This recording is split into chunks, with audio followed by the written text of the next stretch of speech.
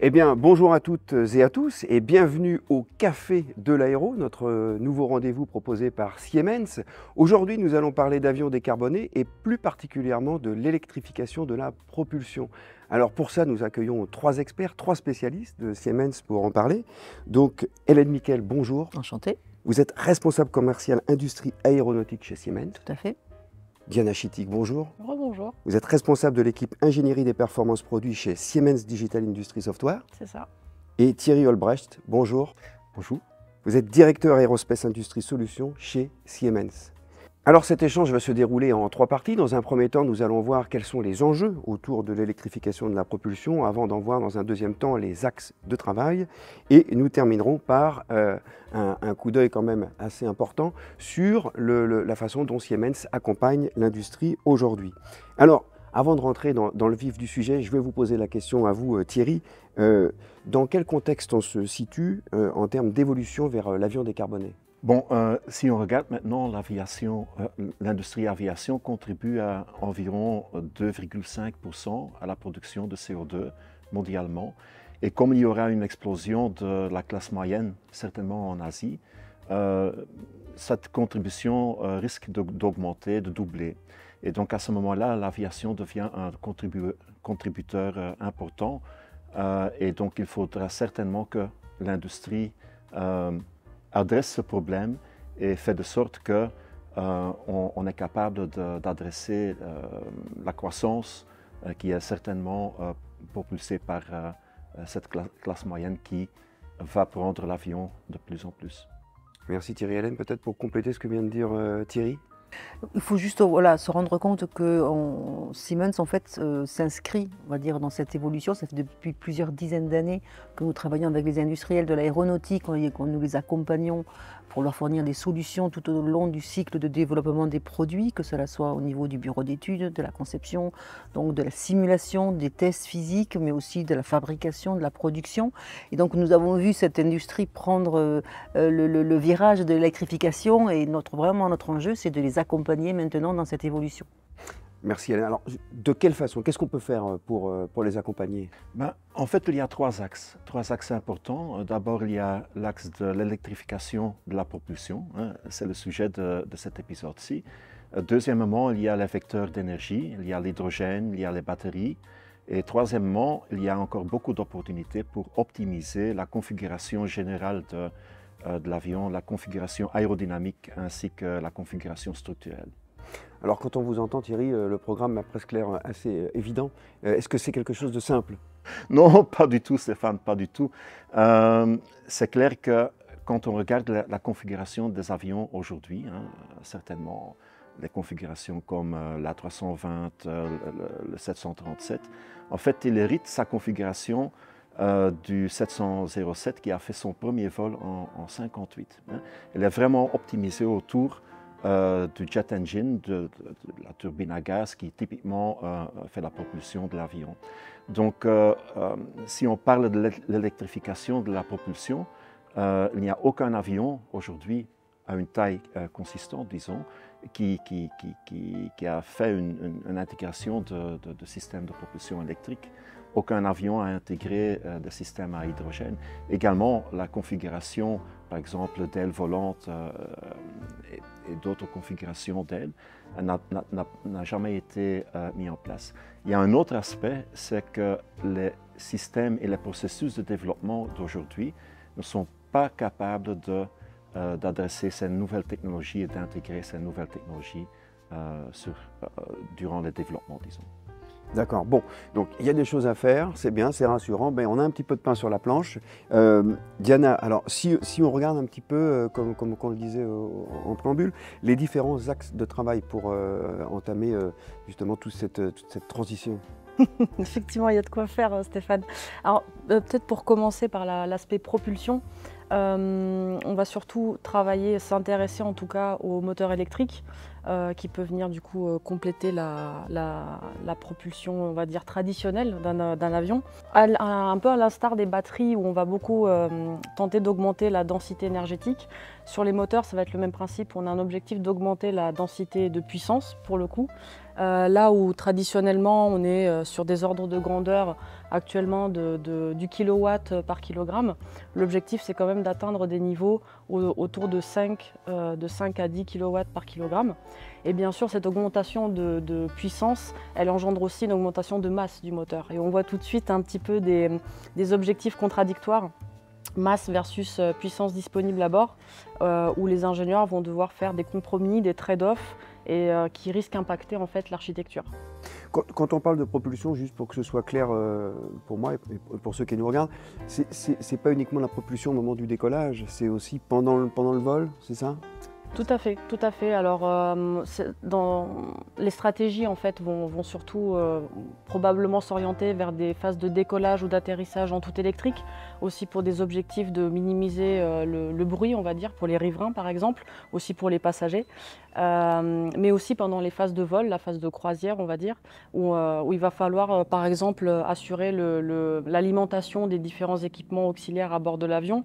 Et donc là, il y a toute une gestion énergétique à assurer à bord de l'avion, avec les contraintes d'intégration et de safety, de sécurité pour les différents équipements dans un domaine où l'électrique est quand même présente ses risques, ses propres risques, surtout lorsqu'il est combiné à l'hydrogène, comme on pourra le voir par la suite.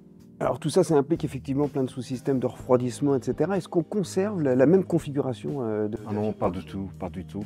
Donc quand on regarde les systèmes de propulsion électrique et quand on essaye de réduire le poids et d'augmenter la puissance, c'est clair que le côté thermique devient très très important et le côté thermique devient très dynamique, disons. Donc il faut créer des systèmes de refroidissement très actifs.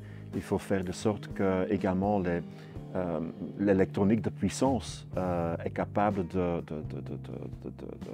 gérer la puissance électrique du système complet. Donc il y a l'intégration de tous les câbles dans l'avion, il y a l'intégration thermique, comme j'ai déjà dit, mais il y a également l'intégration électromagnétique qui sera très difficile. Et ceci dans un contexte certifié. Donc on ne fera jamais de compromis sur le côté sécurité, hein. Donc il faudra développer tous ces systèmes avec le même niveau de sécurité et de safety. Donc la certification reste un point très important et coûtera beaucoup, je dirais. Alors, qu'est-ce que ça implique pour les avionneurs? Je pense à Boeing, Airbus, Embraer, en termes justement, eux qui ont toujours fonctionné au kérosène, un passage à l'hydrogène, Diana, qu'est-ce que ça implique pour eux? Déjà, techniquement, technologiquement, on va dire que c'est assez nouveau, surtout pour la filière aéronautique. Là où d'autres industriels ont peut-être plus d'expérience, je pense que Thierry y reviendra. Mais concrètement, on le voit déjà, hein, on va s'appuyer de plus en plus sur la simulation, justement pour dérisquer les différentes technologies, donc que ce soit sur la distribution, le stockage d'hydrogène, la production à bord, Le stockage? Oui, le stockage, je l'avais mentionné, et puis l'intégration en fait du système à bord, puisqu'on est quand même sur des architectures innovantes, et c'est là que la simulation peut intervenir et doit intervenir assez en amont. Alors à la fois sur les choix techniques, on va dire, de design à bord, mais aussi pour les moyens d'essai. Parce que tester des systèmes à hydrogène, tout le monde n'a pas cette expérience.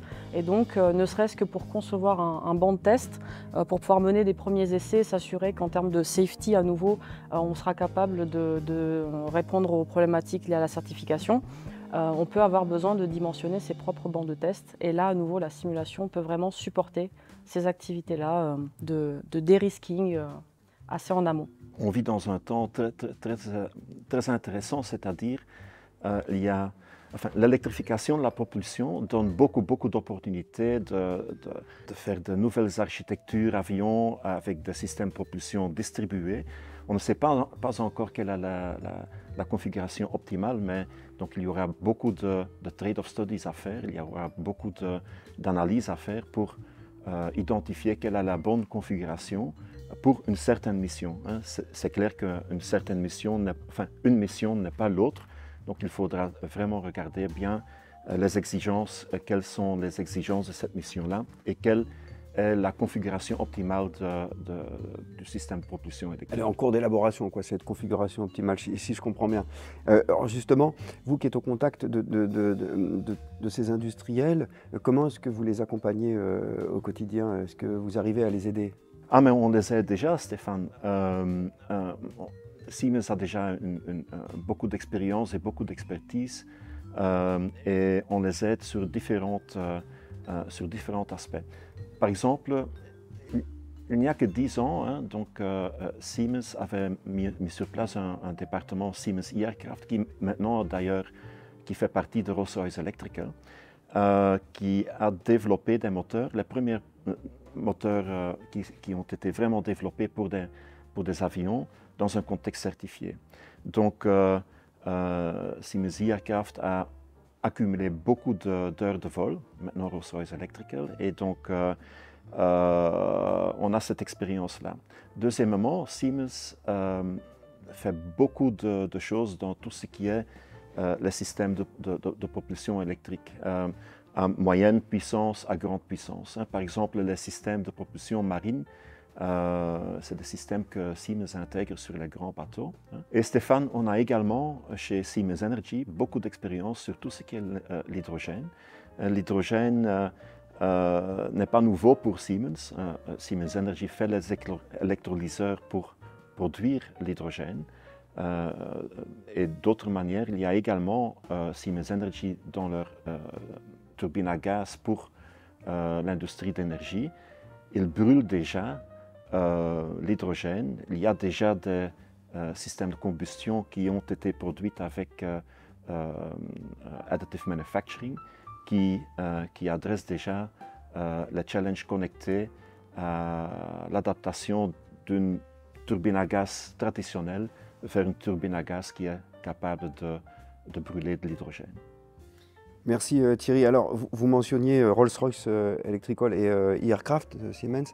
Diana, peut-être quelques mots sur ce point?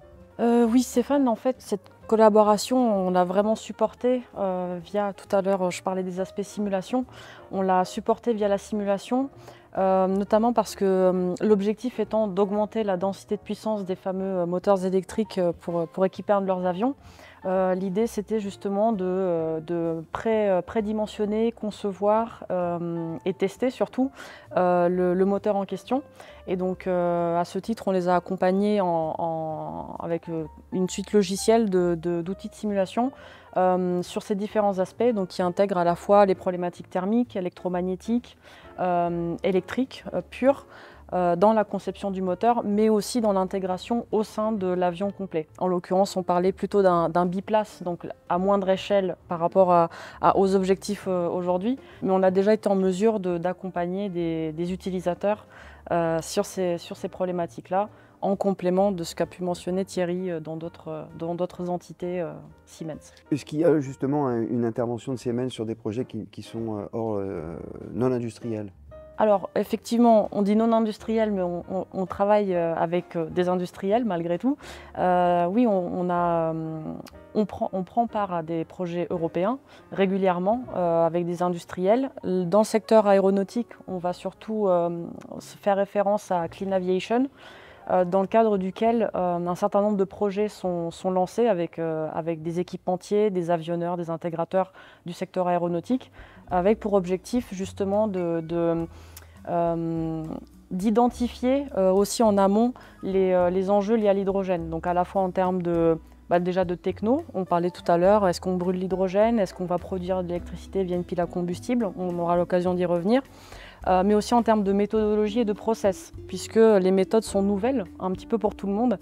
Donc ce genre de projet peut aussi servir d'incubateur et peut servir à identifier des enjeux stratégiques, de sorte à ce qu'on aille tous dans la même direction pour atteindre ces objectifs-là de décarbonation qui, pour le coup, sont communs.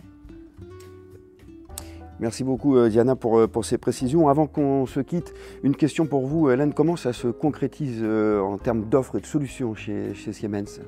Il faut voir que tout ce dont on vient de parler ne pourrait pas, on va dire, aboutir sans le concours de ce qu'on appelle les jumeaux numériques. Donc, le jumeau numérique, c'est un terme qui est consacré dans l'industrie. Le digital twin. Les digital twins, voilà, c'est ça. Et non seulement le jumeau numérique, mais aussi la continuité entre les différents jumeaux numériques, parce qu'il y a plusieurs jumeaux numériques, que ce soit en conception, en production, etc. Donc nous, chez nous, la solution qui adresse, en fait, qui permet de supporter ces jumeaux numériques, ça s'appelle Siemens Xcelerator. Et c'est vraiment notre solution qu'on déploie depuis plusieurs années, qu'on améliore tous les jours, je dirais, et surtout grâce aux projets de recherche dont vient de parler Diana, qui viennent alimenter nos centres de développement et font de cette solution la meilleure sur le marché, bien sûr, pour adresser ces points. Thierry, vous vouliez compléter peut-être ce que vient de dire Oui, Alain ? certainement, Accelerator est très important. La façon d'exploiter les informations digitales sont très très importantes. Il y a une grande opportunité de mettre différentes équipes ensemble, d'exploiter les données de manière optimale pour venir à des solutions très avancées. Et je voudrais finir avec le fait que Siemens ne s'arrête pas avec un fichier digital. On sait que nos clients ils doivent livrer un avion qui vole, un avion réel. Donc de ce fait-là, on comprend très bien qu'un développement n'est pas fini avec le fichier digital. Il y a encore la réalisation qui doit se faire. Et Siemens reste avec ses clients quand ces challenges-là apparaissent. Donc, when the going gets tough, the tough gets going. And c'est là que je crois que Siemens très bien. différencie. Thank you very much Thierry pour cette conclusion. Merci à tous les trois en tout cas de nous avoir donné toutes ces explications. C'est la fin de ce premier épisode des Cafés de l'Aéro. On se retrouvera dans un prochain toujours sur le sujet de l'avion décarboné, mais cette fois pour aborder la question effectivement très intéressante de l'hydrogène et de la pile à combustible. À très bientôt.